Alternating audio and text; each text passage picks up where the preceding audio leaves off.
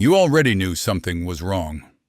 You knew it early, not in the dramatic, obvious way that makes it easy to leave, in the quiet way, the way you feel something shift in your stomach when a text doesn't come, the way you find yourself explaining their behavior to your friends using words that don't quite convince even you, the way you lie awake at night running the same conversation through your head, looking for the version of it where everything is fine. You knew, and you stayed. Not because you were foolish, not because you didn't see it, but because something in you, something older and quieter than logic, found the whole thing irresistible in a way you couldn't explain. The push and pull, the moments of warmth followed by the distance. The feeling that if you could just say the right thing, be the right version of yourself, give a little more, it would all finally click into place. That the person you saw glimpses of in the good moments was the real one. And the rest was just something you needed to understand, something you could help with. That feeling, that specific, consuming, almost magnetic feeling, is not love, or rather, it is not only love. It is something much older than any relationship you've been in. Something installed before you were old enough to choose it. A pattern that was running long before this person walked into your life and activated it. And until you understand what that pattern is and where it came from, the same story will keep finding you. Different face, different name, different details. Same feeling. There is a question that almost nobody asks when a relationship ends badly. They ask, why did they do that to me? They ask, why didn't I leave sooner? They ask, how did I not see it? The question almost nobody asks is, why did I find this so compelling in the first place? That question is the whole thing. That question is where the actual answer lives. Because toxic relationships are rarely about bad luck. They are rarely about meeting the wrong person at the wrong time. They are, more often than not, about a very precise kind of attraction. An attraction to something that feels like home, even when home was never particularly safe. Think about that for a moment. Home is the first place, the original place, the place where the nervous system learned what love looks like, what safety feels like, what connection means. And what it learned, whatever it learned, became the template. Not consciously, not deliberately, but deeply and durably, the way early experiences always are. And here is what changes everything once you understand it. The nervous system is not drawn to what is good for you. It is drawn to what is familiar. And for many people, more than would ever admit it, what is familiar is emotional uncertainty, inconsistency, love that has to be earned, warmth that arrives unpredictably, safety that is always slightly conditional. And that familiarity in adulthood gets experienced as chemistry, gets mistaken for connection, gets called love. A woman sits across from someone on a third date. He is charming in the specific way that keeps her slightly off balance.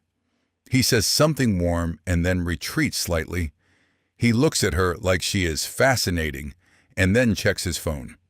He makes her feel wanted and then creates just enough uncertainty that she finds herself thinking about him for the rest of the evening, replaying the dinner, trying to read the signs. She goes home and tells her friend, I don't know. There's just something about him. That something has a name. But it is not chemistry. It is recognition. Some part of her nervous system looked at this person, at the warmth and withdrawal, at the intensity and distance, at the way she can't quite tell where she stands, and recognize the feeling. Not him specifically. The feeling, the particular emotional texture of someone whose approval is not guaranteed. And that feeling activated something in her that a stable, warm, consistently available person simply did not. That is not a character flaw. It is not stupidity. It is the nervous system doing exactly what it was trained to do. The problem is what it was trained on. Let's go back. Not to the relationship, to before the relationship, to the environment where the idea of love first took shape. Every child learns what love is from the people who love them first, not from books, not from films, from the actual experience of being in relationship with their caregivers. And what they learn, what gets encoded at the deepest level, is not just how love feels when it's good. It's what love requires, what it costs, what you have to do to keep it. In a home where love was consistent and freely given, where warmth didn't have to be earned and presence wasn't conditional on performance, the child learns something very specific. They learn that love is safe, that they are inherently worthy of it, that relationships are places you can relax. But in a home where love was inconsistent, where it arrived sometimes and not others, where the emotional atmosphere was unpredictable, where affection depended on the parent's mood or the child's behavior, or 100 things the child couldn't control, the child learns something very different. They learn that love is uncertain, that you have to monitor it, that you have to work to keep it, that the moments of warmth, precisely because they're not guaranteed, feel more precious, more worth fighting for. And that learning, installed before the child had a single word for what was happening, follows them into every relationship they will ever have. Think about the child whose parent was emotionally unpredictable, warm on good days and distant or harsh on bad ones, and the child never quite knew which version they were walking into. So they developed very early an extraordinary sensitivity to the emotional climate around them. They learned to read the room before they entered it. They learned to calibrate themselves to whatever was needed, to be smaller when things were tense, to be more charming, more helpful, more agreeable when they needed the warmth to come back. They grew up into an adult who is unnervingly good at sensing other people's emotional states, who adjusts themselves intuitively to what the room requires, who is, in many ways, socially brilliant, and who is also, in relationships, drawn to people who require exactly that kind of management, not because they enjoy suffering, because the management feels like love, because the effort, the constant, vigilant, effortful work of reading someone and responding and trying to earn the good version of them is what love has always felt like. The calm relationship where nobody requires management and nobody's warmth is in question can feel almost unsettling, too easy, like something is missing. And the brain, encountering what feels like something missing, often interprets it as lack of chemistry. This is one of the most painful and least discussed aspects of emotional conditioning. For many people, health feels like absence, because for them, love was always accompanied by anxiety, by effort, by the particular kind of aliveness that comes from not being quite sure. And without those things, love doesn't feel like love. It feels like friendship, like something comfortable but flat, like something without spark. So they leave the stable person, or they never fully commit to them, and they find their way back to the kind of relationship that activates the old familiar feeling. And they call it passion. There is a concept in the psychology that explains more precisely than almost anything else why toxic relationships become so consuming. Why the connection to an emotionally unavailable person can feel stronger, more real, more impossible to release than a connection to someone who is consistently kind. It is called intermittent reinforcement. And once you understand it, you cannot unsee it. Imagine training a dog. You give it a treat every time it performs a behavior. The dog learns the behavior quickly, and then the learning stabilizes. The treat comes. The behavior happens. It becomes routine. Now imagine giving the treat sometimes, not every time, unpredictably. Sometimes after the first try, sometimes after 20 tries, sometimes not at all. What happens is not that the dog gives up. The opposite. The dog becomes almost frantic in its pursuit of the behavior, more persistent, more compulsive, because the uncertainty of the reward makes the reward, when it comes, neurologically more powerful than if it came every time. The brain, in the presence of uncertain rewards, releases dopamine in a pattern that looks almost identical to addiction. The unpredictability itself becomes the engine. The not knowing becomes the thing that makes the knowing, when it finally arrives, feel extraordinary. Now replace the treat with affection. Replace the behavior with everything you do in a relationship to earn connection. And replace the dog with any person who grew up in an environment where love was sometimes there and sometimes not. The cycle is identical. The partner who is sometimes warm and sometimes cold, who is sometimes present and sometimes unavailable, who gives you a glimpse of who they could be and then withdraws it, who makes you feel chosen and then uncertain about whether you're chosen, who produces in you this overwhelming need to earn the next moment of warmth. Because when the warmth comes, it feels like nothing else. That is intermittent reinforcement. And it does not feel like a trap. It feels like love. It feels specifically like the most intense love you have ever experienced. Because the neurochemistry of intermittent reinforcement is indistinguishable from the neurochemistry of deep connection. The longing, the relief when they finally reach out, the specific joy of a warm moment after a cold stretch, the sense that this person, this relationship matters more than anything. All of that is real. The feelings are completely real. What isn't real is the belief that the intensity means the relationship is right. Intensity and health are not the same thing. And one of the most quietly devastating things that toxic relationships teach people is to confuse the two. A man has been in a relationship for 2 years that he cannot explain to anyone who knows him. His friends have watched him become someone different, smaller, more anxious, less certain of himself. He checks his phone compulsively. He spends evenings trying to interpret her mood.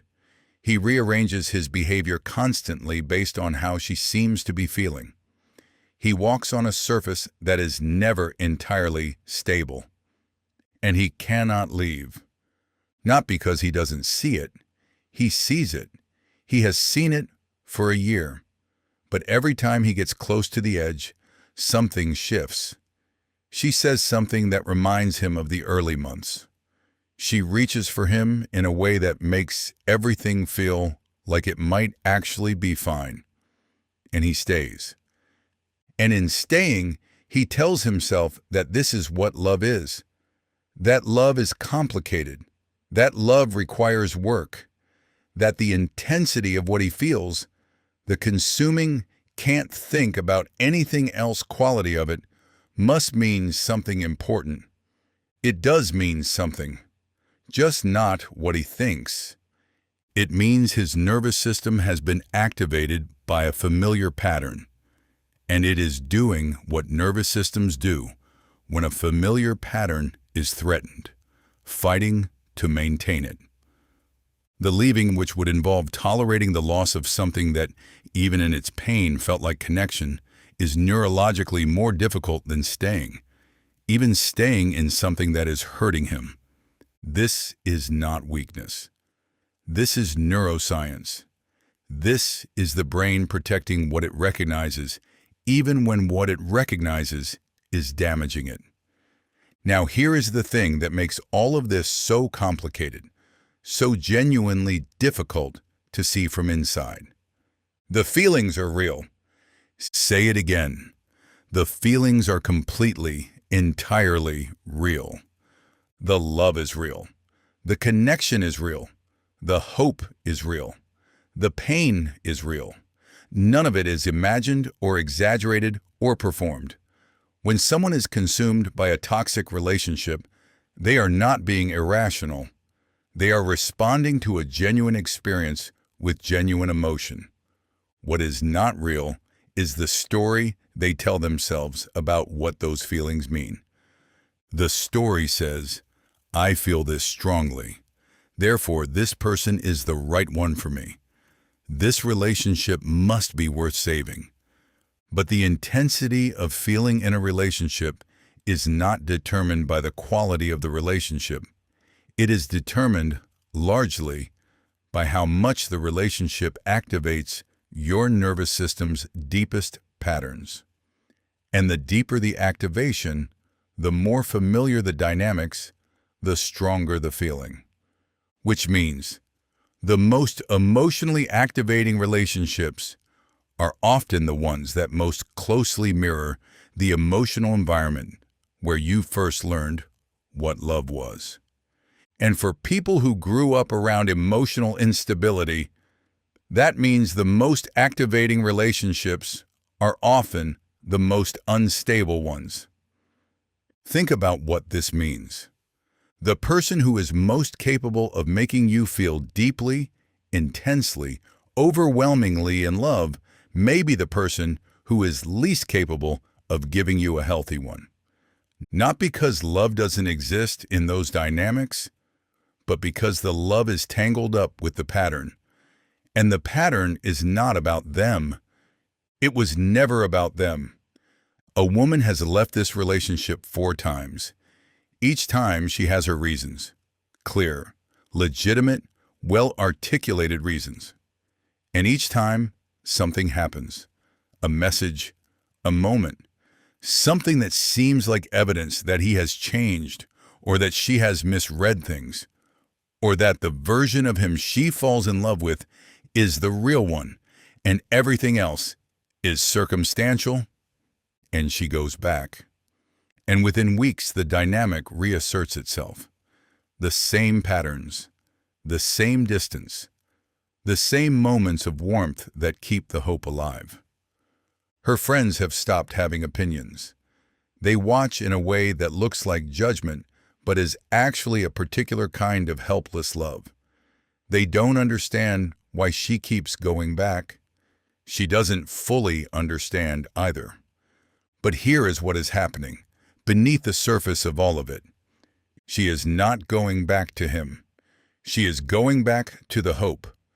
The hope is the most addictive part, not the relationship itself, the possibility, the specific, consuming possibility that this time it will be different, that the thing she can see in him, the thing she is certain is there, will finally stabilize, that she will finally understand him enough, give enough, love in the right way at the right time, and the relationship she has always believed was almost within reach will become real. This is sometimes called hope addiction. and it is one of the least examined forms of emotional dependency. Because the hope is not irrational, it is based on real evidence. He has been that person. In the early months, in the good moments, in the glimpses, she has seen it. The warmth was real. The connection was real. The possibility was based on actual experience. What she cannot quite see is that the possibility, precisely because it is never quite fulfilled, is the entire mechanism. The partial fulfillment is what keeps the hook in place. Enough to believe in, not enough to arrive at, and she keeps trying to get there. Most people understand intellectually that toxic relationships involve harmful dynamics. What most people never examine is why those dynamics feel so difficult to release, even when you understand them completely. You can know with full certainty that someone is not good for you. You can have the evidence. You can have the pattern documented across years. You can have the testimony of everyone who loves you, and still feel in your body a pull toward them that defies all of that. This is not stupidity. This is not weakness. This is the gap between understanding and feeling, between the brain that knows and the nervous system that was trained before knowing was possible. The nervous system doesn't speak in words. It speaks in feelings, in physical sensations, in the particular weight in the chest when someone doesn't reply, in the specific relief when they do, in the pull that happens when you're close to leaving and something in you says, not yet. And until that language is addressed, not overridden by logic, but actually addressed, it will continue to run. Beneath every rational decision, beneath every promise to yourself, beneath every fresh start. There is a specific experience that many people in toxic cycles describe when they finally encounter someone genuinely kind, someone consistent, someone whose warmth doesn't fluctuate, who is, in all the ways that matter, actually good for them. And they feel almost nothing. Or they feel something, but it is flat. It is the feeling of being around someone pleasant, someone good, someone they have no particular complaint about. And yet, the spark isn't there. The chemistry isn't there. The thing that makes you want to close the distance between yourself and another person, that thing, isn't there. And they will often interpret this as information about the relationship, as evidence that it isn't right. What it is actually evidence of is something much more precise. It is evidence that their nervous system has been calibrated to equate uncertainty with attraction, to associate the particular anxiety of not being sure with desire. And this person, this stable, warm, genuinely available person, produces no anxiety, no uncertainty, no need to lean in and earn the next moment of warmth. And the brain, which has learned that desire lives in the space of uncertainty, concludes, I must not be attracted to them. This is perhaps the most quietly devastating consequence of growing up around emotional instability. Not that you fall for unavailable people, but that you become gradually unable to feel the pull of available ones. The available relationship doesn't activate the right parts, and so it doesn't feel real. A man goes on dates with someone who is kind, curious, straightforward. She texts when she says she will. She says what she means. She is present in a way that is unfamiliar and should, by every logical measure, be appealing. He goes home after each date feeling genuinely unsure. Not troubled, not excited, just calm. And calm after years of relationships that felt like emergencies doesn't register as good. It registers as nothing. He stops seeing her. 3 months later, he is back in something that makes him feel alive in the old way. Anxious, uncertain, consumed, waiting for replies, reading between the lines, trying to earn the version of this person that he is certain exists somewhere behind the ambivalence. He calls it chemistry. He will not be able to name what it actually is for a long time. And here's the part of this that makes it so genuinely difficult to address, so easy to stay blind to. The red flags were always visible. Almost everyone looking back at a toxic relationship can identify the moment they knew, not after the fact.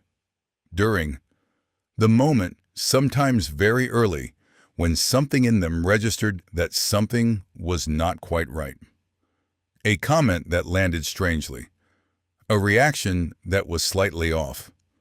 A pattern that had the shape of something they had seen before and had learned to navigate around. They saw it, and they continued, not because they were naive, but because the knowing and the wanting can coexist without resolving each other. Because the hopeful part of a person, the part that genuinely believes in the best version of someone they love, is louder in the early stages of a relationship than the cautious part. Because explaining away a red flag requires almost nothing when the alternative is losing access to a feeling that seems irreplaceable. And because many people have spent their entire emotional histories inside exactly this kind of dynamic and have learned, without ever deciding to learn it, that discomfort in a relationship is not a signal to leave. It is a signal to try harder. Think about a woman who goes on a third date with someone who says something that makes her uneasy. Not dramatically, not an obvious warning, something small. The way he speaks about his last relationship, the ease with which he dismisses someone he was once in love with, the very slight quality of cruelty around the edges of a story that was supposed to be funny. She notices it, files it somewhere, and then proceeds to spend the next 3 hours finding all the reasons he is actually exceptional. She is not ignoring the signal. She is doing something more complex. She is running it through a filter that was built over years. A filter that asks, of every discomfort, is this a reason to leave or a reason to understand him better? And the filter, shaped by environments where leaving felt more dangerous than tolerating, tends to return the same verdict. Stay, try harder, be more understanding. You don't have the full picture yet. She will have the full picture eventually. By then, she will be in deep. There is something else that almost never gets examined. The specific experience of being in the early stage of a toxic dynamic before it has declared itself completely. Because in the beginning, it does not feel toxic. It feels extraordinary. There is a reason these relationships begin the way they do, with an intensity that seems to defy ordinary explanation. The sense of being deeply seen, deeply understood, uniquely chosen. The feeling that this person gets you in a way others haven't. That the connection between you is rare and worth protecting. This beginning is real. The intensity is real. The feeling of being seen is real.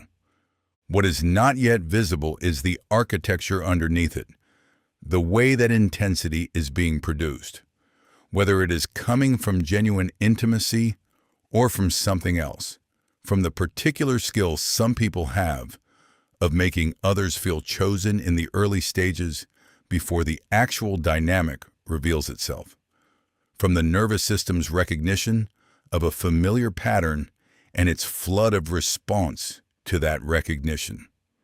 In the beginning, you cannot always tell which one it is. And by the time you can tell, The attachment has formed. The investment has been made. The story you are telling yourself about this person and this relationship has developed enough momentum that dismantling it is not a simple act of decision. It is a loss. Let's talk about what it actually looks like to dismiss your own instincts in real time, because it happens in moments so ordinary that they barely register. A man sends a message and doesn't receive a reply. Not for hours. The hours extend into the next day.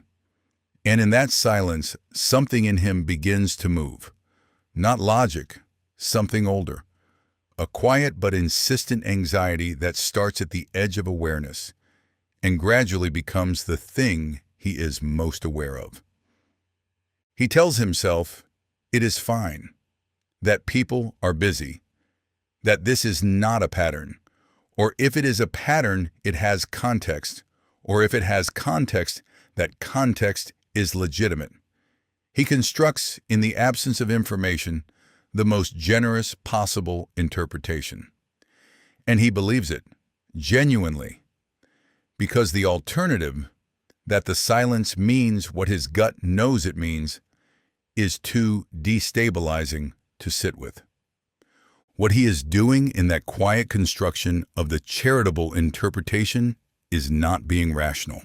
He is managing fear.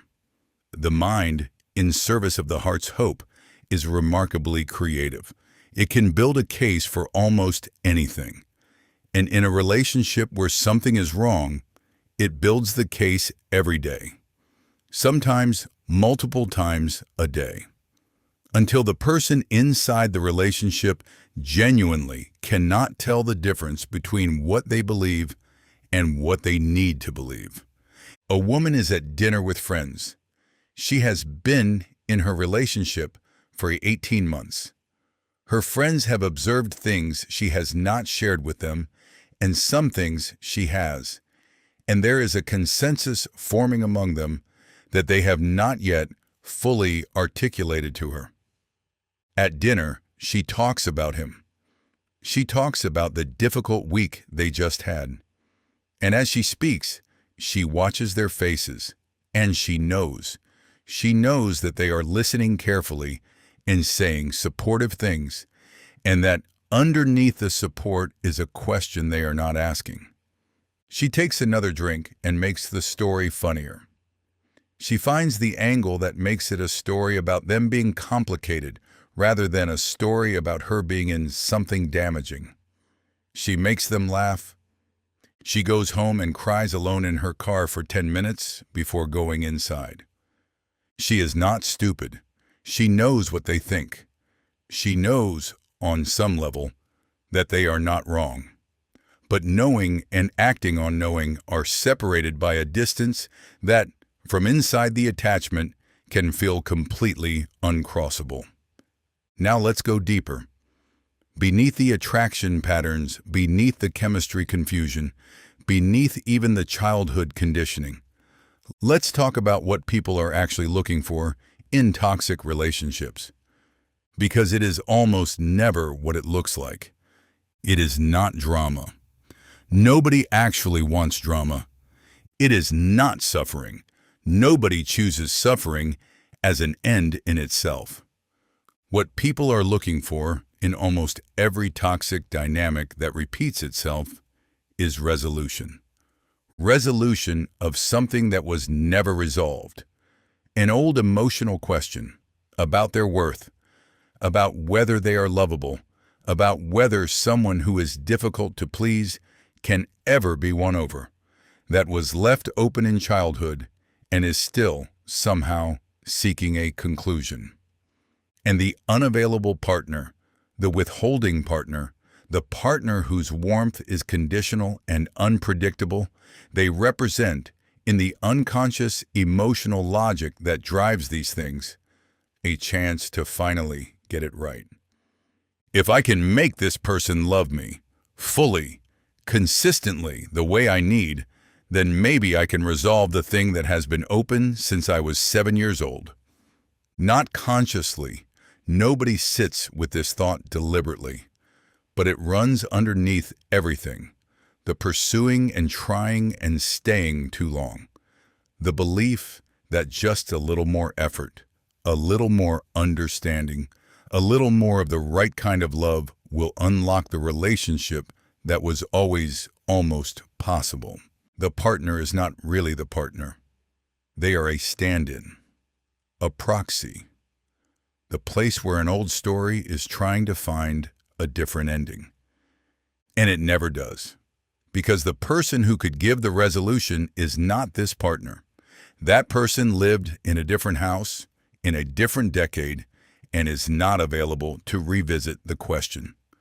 What is available is grief, not resolution.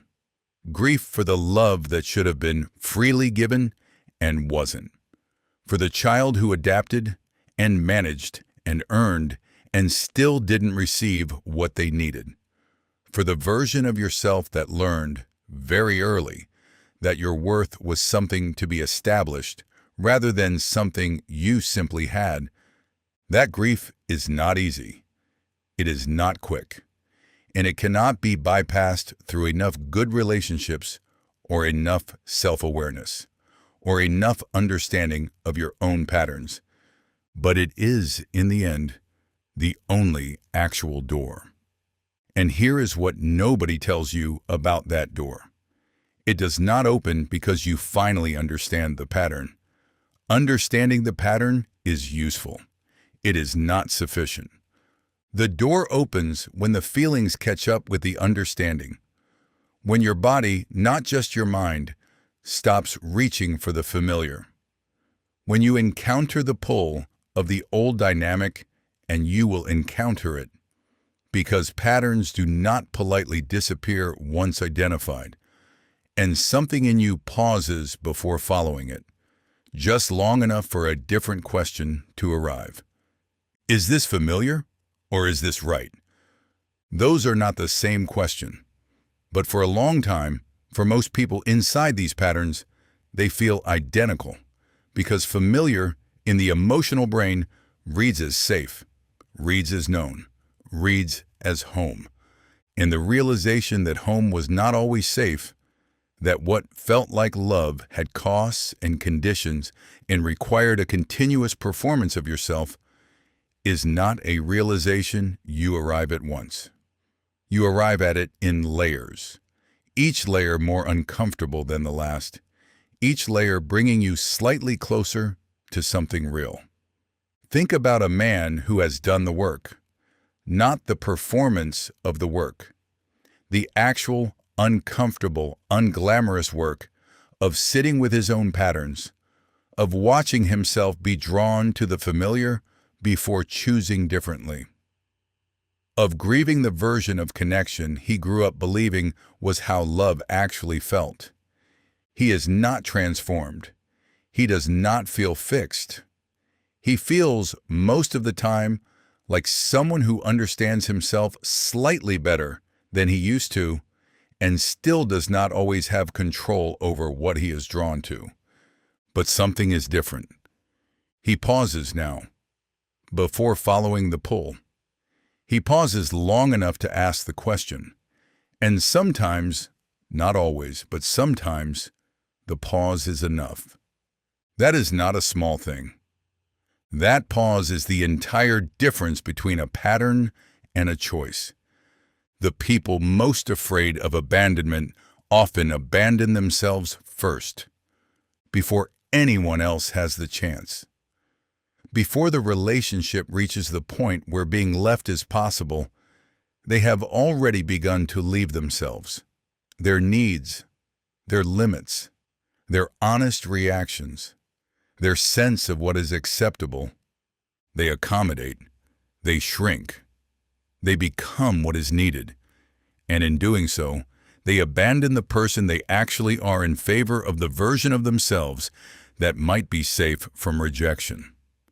And the tragedy of it is this: in making themselves smaller to avoid being left, they guarantee a different kind of loneliness. The loneliness of being in a relationship with someone who is receiving a performance rather than a person, who is close to a curated version of you and has never met the actual one. You are with them, and you are completely alone. Think about a woman who has spent 5 years in a relationship with someone who is, by any reasonable standard, emotionally unavailable.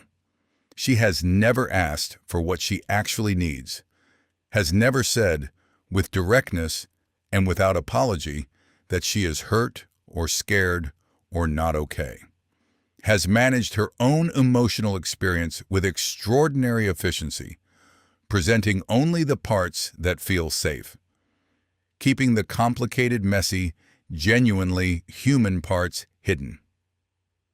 She tells herself she is being low maintenance, easy to be with, understanding, but what she is actually doing is auditing herself in real time, deciding, moment by moment, which parts of her experience are allowable and which would threaten the relationship.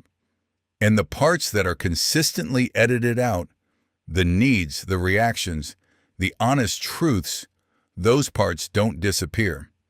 They go somewhere else. They become resentment, distance, a private interior life that she shares with no one, least of all him. She is in relationship, and she has never been more alone. The cruel irony of self-abandonment in relationships is that it produces the exact outcome it was trying to prevent. You abandon yourself to keep someone close, and they remain close to a version of you that isn't fully real. And the connection, whatever its warmth, is built on something hollow, on a performed self rather than an actual one. And eventually, not always, but often, the real self begins to leak through. The suppressed needs, the hidden resentments, the distance that was always there behind the agreeable surface, and the relationship, which was never quite touching the actual person, struggles to survive contact with them. Here is a truth that is genuinely difficult to sit with. Most people do not end up in toxic relationships because they have bad judgment. They end up in toxic relationships because they have extraordinarily accurate emotional pattern recognition. They find, reliably and almost efficiently, exactly the kind of person who will activate the oldest and deepest patterns in them, not despite their intelligence or their awareness, often because of it. Because the pattern recognition is not a flaw. It is a skill. It is just pointed in a direction that leads toward familiarity rather than health. The person who grew up with an emotionally withholding parent does not fall for emotionally withholding partners by accident. Something in them, something far below conscious awareness, identifies the signal, reads the distance, recognizes the specific texture of being in relationship with someone whose warmth has to be earned, and responds. That response might be mistaken for chemistry, for passion, for fate. It might feel like finding someone who understands you in a way no one else has. And in a sense, that is true. They understand you in exactly the way your original emotional environment did. Which is to say, they feel like home, even if home was never entirely safe. Even if home was where you first learned to make yourself smaller. Even if home was where you learned that love was complicated and conditional and something you always had to be working toward. They feel like home.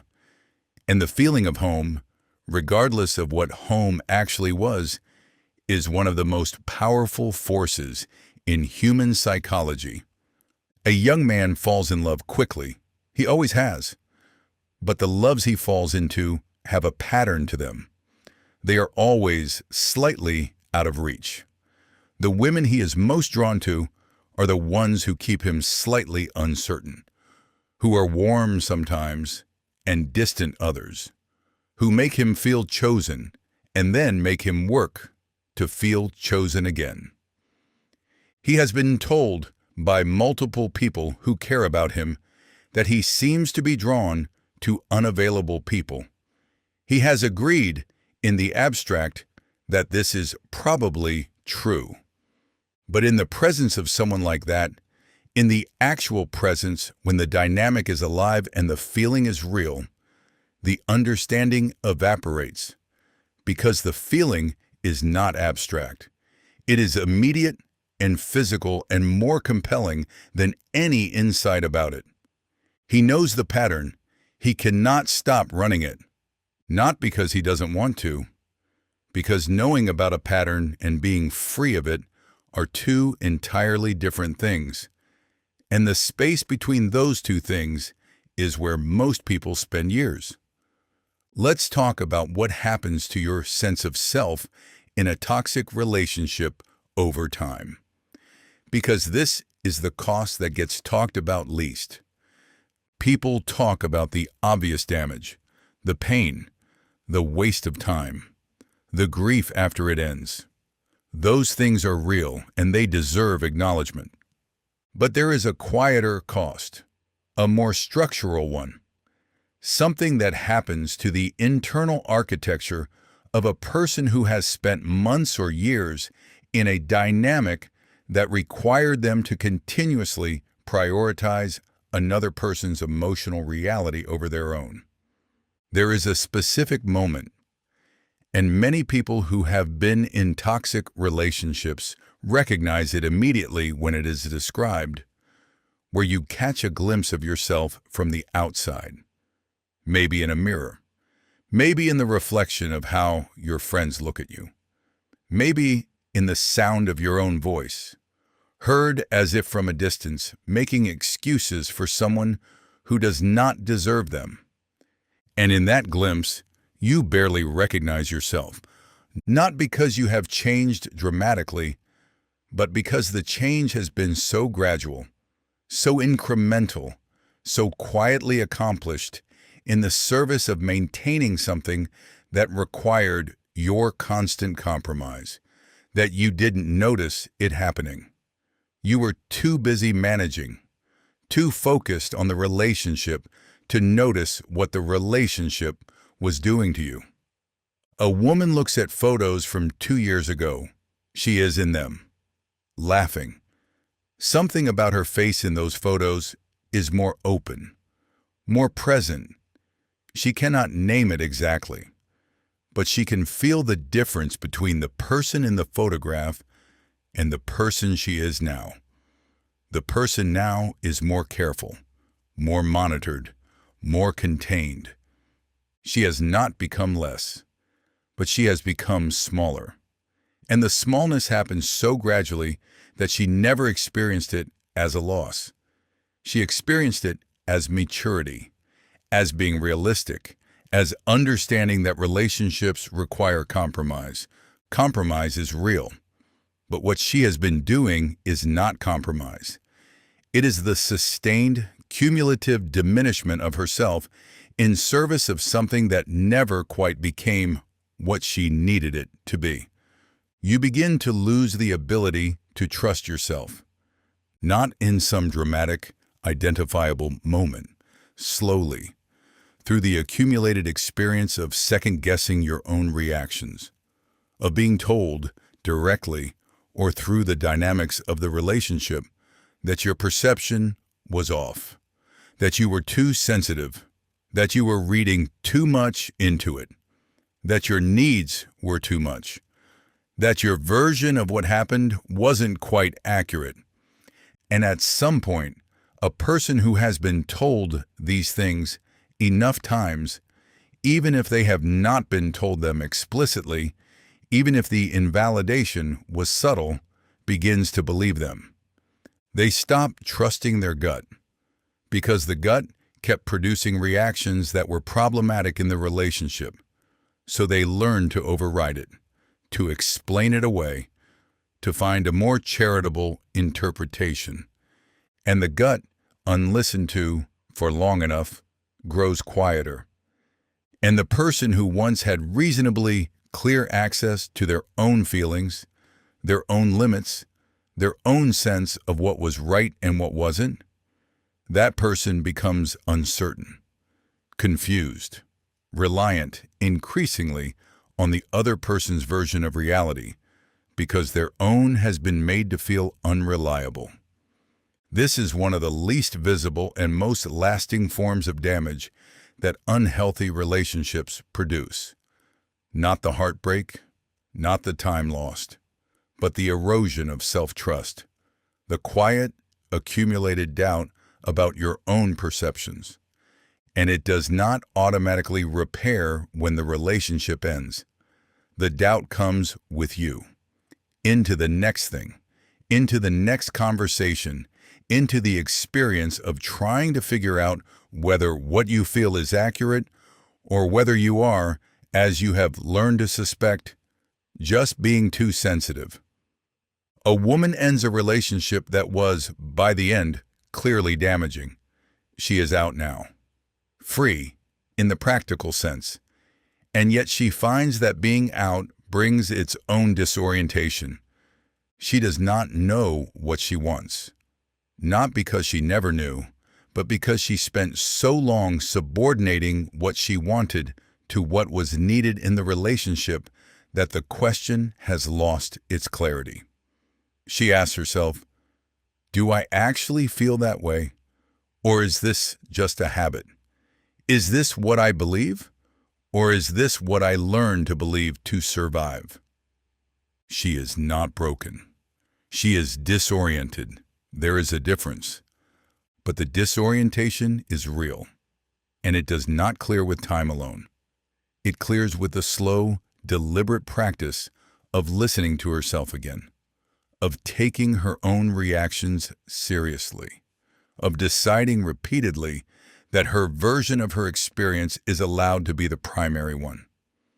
This is the work nobody talks about when they talk about getting out of a toxic relationship. Not the moving on, the relearning of yourself. And here is something that almost nobody says about the ending of a toxic relationship. The grief is real even when the relationship was harmful. In fact, the grief can be larger, in some ways, than the grief after a healthy relationship ends. Because what you are grieving is not just the person, not just the relationship. You are grieving the possibility, the version of it that was always almost within reach, the future you believed in, even when the evidence against it was accumulating, the hope you maintained through everything. That hope was not stupidity. It was one of the most human things about you. The belief that love is capable of transformation, that people are capable of becoming, that proximity and persistence and the right kind of care could unlock what you could see was there. The grief of releasing that hope, of finally accepting that the relationship was what it was and not what you needed it to be, is profound. And it does not get the dignity it deserves, because from the outside, people often cannot understand mourning something that hurt you. But you are not mourning what it was.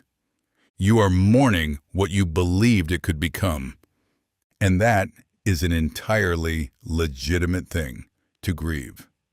There is a moment, sometimes sudden, sometimes arriving slowly, when something shifts.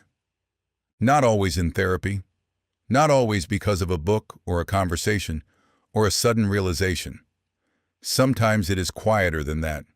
Sometimes it is simply the experience of being tired, deeply, structurally tired of the weight of it. The monitoring and managing and adjusting and hoping. The particular exhaustion of a person who has been working so hard for so long towards something that keeps not quite arriving. In that tiredness, sometimes there is a crack. And through the crack comes something that was always there, but has been drowned out by the noise of the pattern. A small, clear recognition. This is not the right place for me. Not said dramatically, not decided with fanfare, just known. The way you know certain things when you are finally quiet enough to hear yourself. And what follows that recognition is not immediate freedom. It is not a clean exit and a new beginning and the triumphant closure that the narrative arc of a toxic relationship seems to demand. What follows is ambiguity, difficulty, the grief already described, the disorientation already described, the strange loneliness of being away from something that was hurting you and missing it anyway. What also follows, gradually, is something else. A renegotiation with yourself. A slow, unspectacular process of deciding what you actually need, what is actually acceptable, what love, not the version that was installed when you were young, but the version you are capable of choosing now, actually looks like. And this is the most important thing, the thing that matters most in the aftermath. Not the next relationship, not the healing measured in whether you are ready to try again, but the quality of your relationship with yourself. Whether you are beginning, for perhaps the first time, to take your own experience as seriously as you have always taken everyone else's. Whether you are starting to notice when something doesn't feel right and respecting that signal instead of explaining it away. Because that is where it actually changes. Not in the choosing of a different kind of partner, in the becoming of a different relationship with your own inner life, in the development of the capacity to trust what you feel before it has been validated by someone else. Because the pattern does not change by meeting someone healthy. The pattern changes when you become someone who recognizes health as what it is. Not flat, not without chemistry, not a consolation prize, but the actual thing. The real thing. The thing that does not require constant management and careful calibration and the suppression of your genuine self. Some people have spent so long in emotional environments that required vigilance and adaptation that they have forgotten what it feels like to simply be somewhere safe, to be in relationship without bracing, without scanning, without the undertone of anxiety that has been present for so long, it no longer registers as anxiety, but just as normal. Safe in that way does not feel like nothing. It feels like rest. And rest, after years of being in something that required constant effort, is one of the most profound things a person can experience. Think about what you have learned to accept as normal in relationships, the late replies that produced anxiety, the moods you learned to navigate around, the moments of warmth that arrived just as you were reaching the end of your patience, pulling you back in, the version of yourself you performed rather than the one you actually were, the things you didn't say, the needs you didn't have officially because having them was too complicated. Think about how long that felt like, just how relationships work. Now think about the specific people who showed up differently, the ones who were consistent, clear, who meant what they said and didn't require you to decode them, who were warm without it being conditional, who, in the ordinary moments of being together, did not make you feel like you were balancing on something that could shift at any moment. And think about how those people felt. For many people, the honest answer is nice, fine, not quite right. And the not quite right is the most important thing to examine. Because that feeling, the sense that something is missing, that the connection lacks the necessary charge, that this person who is genuinely good is somehow not the right kind of good, is not information about the relationship. It is information about what the nervous system has been taught to recognize as love. It is the pattern calling you back. Not loudly, not dramatically, just with the quiet insistence of something that has always been there. That has always been the operating system. That knows no other way of recognizing the real thing because it learned what real feels like in an environment that was not, by any objective measure, particularly safe. There is a kind of courage that does not look like courage from the outside. It is the courage of the person who sits with the feeling that something is missing and does not immediately follow the pullback toward the familiar, who lets the safe relationship be what it is, not electric, not urgent, not the particular emotional aliveness of something uncertain, and stays anyway, not out of resignation, out of a deliberate choice to let the nervous system learn something new, to let the warmth that is consistently there teach the body that warmth doesn't have to be earned, to let the stability that feels slightly strange become something that, over time, begins to feel like home. Not the first kind of home, the second kind, the one you choose, the one that does not require you to perform yourself into someone acceptable before it will let you in. That kind of home takes longer to feel like home. The nervous system does not update overnight. The pull of the familiar does not become inert simply because you have decided you want something different. But it does. With time and repetition, and the accumulated experience of being somewhere safe and not being destroyed by it, begin to soften. And in that softening, in the gradual, unspectacular recalibration of what feels like love, something new becomes possible. Not the end of the pattern. Patterns rarely end completely. They become something you can see and name, and in the critical moment, pause before following. Something you carry with awareness rather than something that carries you. A young woman is in a relationship that is, by the standards of everything she has known before, almost bewilderingly uncomplicated. He says what he means. He is where he says he will be. When she is upset, he asks what she needs rather than becoming defensive or distant. When there is conflict, it resolves rather than cycling. She finds it difficult to trust. Not because he has given her reason not to, but because her nervous system, waiting for the other shoe, cannot quite believe that the other shoe is not coming.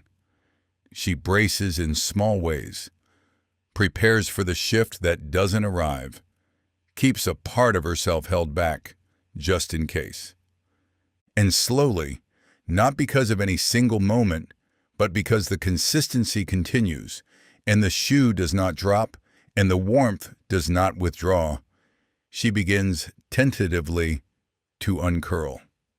Not all at once, not without difficulty, but incrementally in the way that trust builds in genuinely safe environments, quietly through evidence, through the accumulation of ordinary moments that keep turning out to be okay.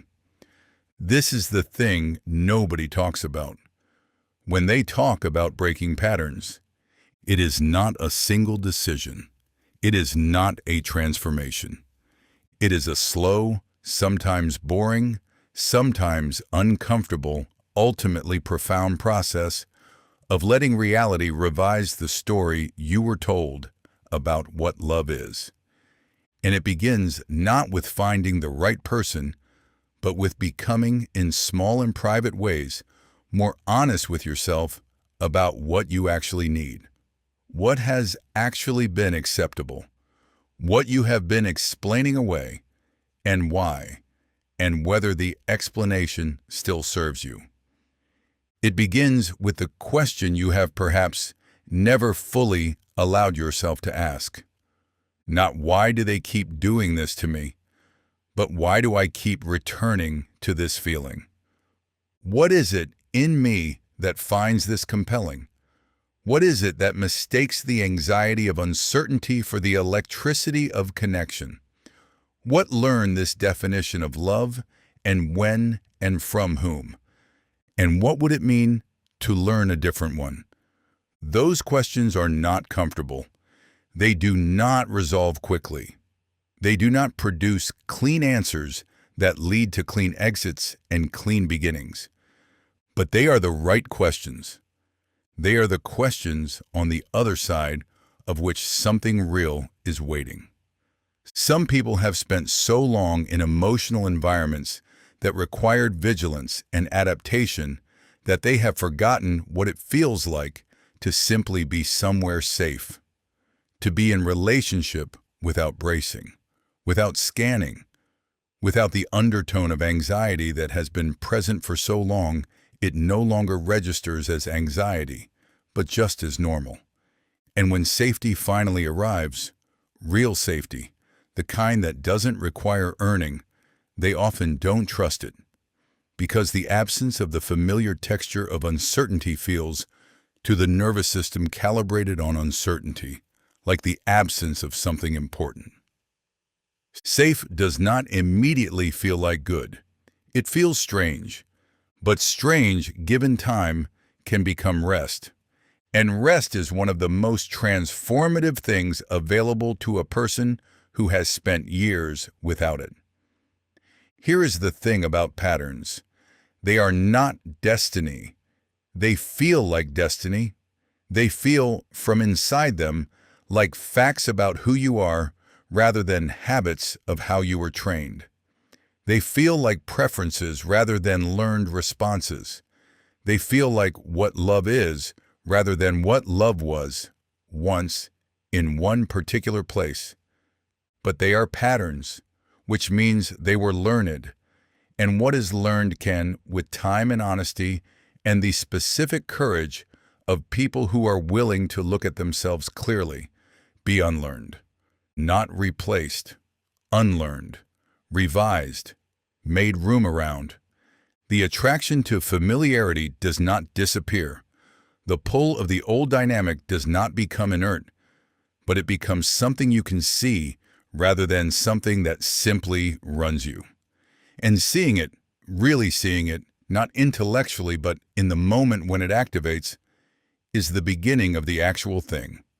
Not freedom from the pattern, freedom within it. The ability to feel the pull and not follow it automatically. To recognize the particular feeling that has always meant home, and understand that it is not the same as right. To stand at the edge of the familiar and choose, perhaps for the first time with full awareness, what comes next.